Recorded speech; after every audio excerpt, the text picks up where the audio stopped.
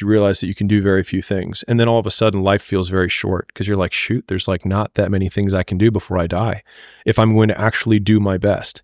And what was interesting is I was talking to a CEO friend of mine. He's a public CEO. And he was like, I need to start making content, right? I'm like, dude, you're like managing $1 billion company. I was like, you're doing okay, man.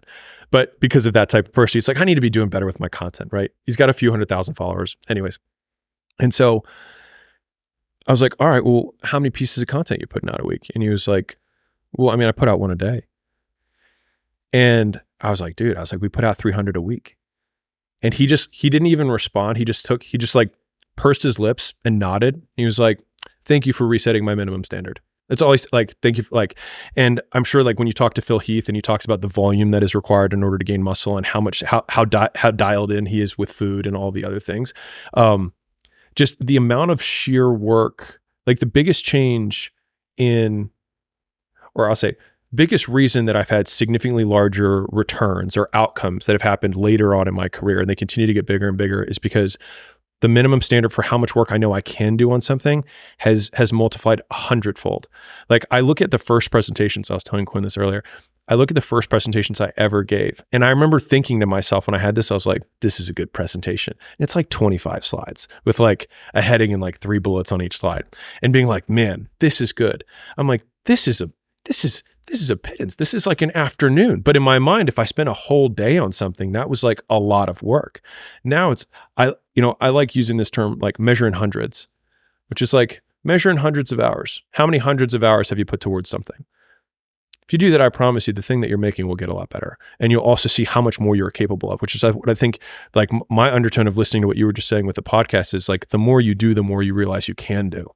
And so what happens is you're actually, even though you're going pro right now, you're like, dude, next year I'm going pro. Yeah. Because this is now just a minimum standard. Of course I work out 3 days a week. Of course I do 3 podcasts a week. But dude, once we have the reality TV show and we have the full crew and we have the headquarters, like, because then the path gets lit of where you're going to go because you're so singularly focused and you have no other distractions. The attention cost you're not paying that down anymore.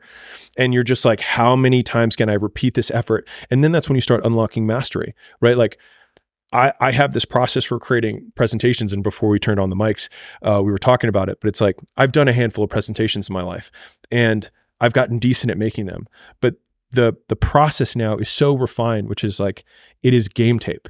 It is, I make the thing, I do the thing in my head, I do it out loud, I watch the recording, I edit the thing, I do it in my head, I do it out loud, I watch the recording, I edit the thing, and I just keep doing it until it's glass. Dude, I listened to every podcast that I did for probably the first 2.5 years. I listened back every single time. But at the time I didn't cringe because I thought that you crushed it. Anybody can go back and listen to episode 1 with Stuart Morton in my old office in Newcastle upon Tyne, and you'll notice every other sentence that he says, I go, It's fucking infuriating. Yeah. It's absolutely catastrophic. My accent's terrible.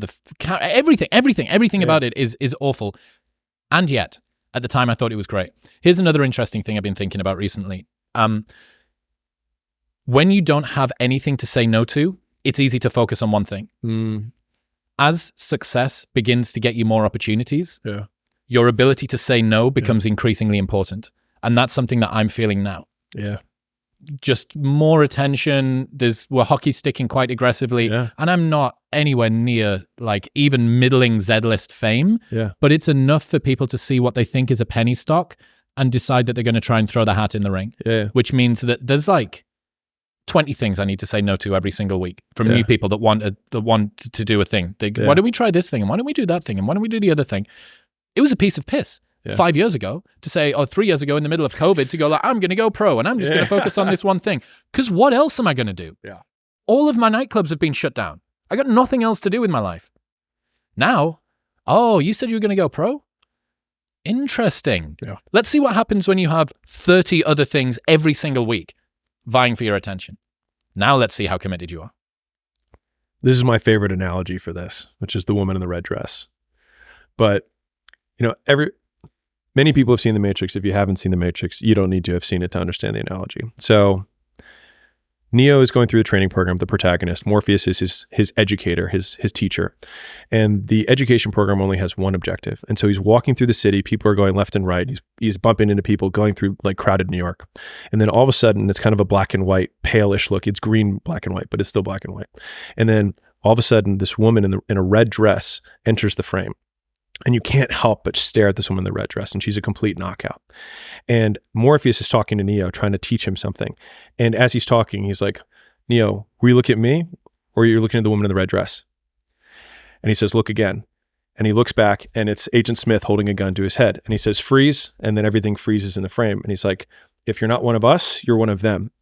And I see that as the opportunities that we have to say no to every day. Is like another woman in the red dress, and it's become a term that we use internally, right? It's like, it's a woman in the red dress. And the thing is that the more successful you become, or the more able you become, the hotter the woman in the red dress is, right? Like you got a homeless girl that you're walking, past on the street. She's like all dirty, but she's got a red dress on. You're like, the thing is that homeless girl, when you were in your apartment, actually looked like pretty hot. Yeah, right. She's like, I'm not, I could, right? But then the better you get, the bigger the opportunities. And that's where you have not your hypothetical 10, but what about your hypothetical 100? Yeah. And I had a mentor say this to me right as we sold Gym Launch.